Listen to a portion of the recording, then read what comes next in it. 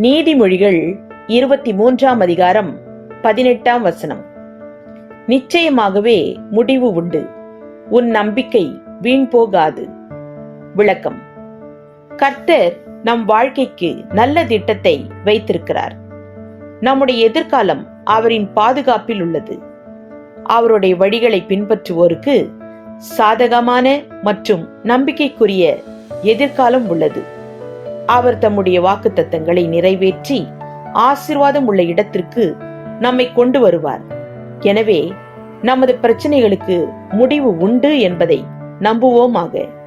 Amen. Proverbs chapter 23 verse 18. Surely there is a future, and your hope will not be cut off. Amen.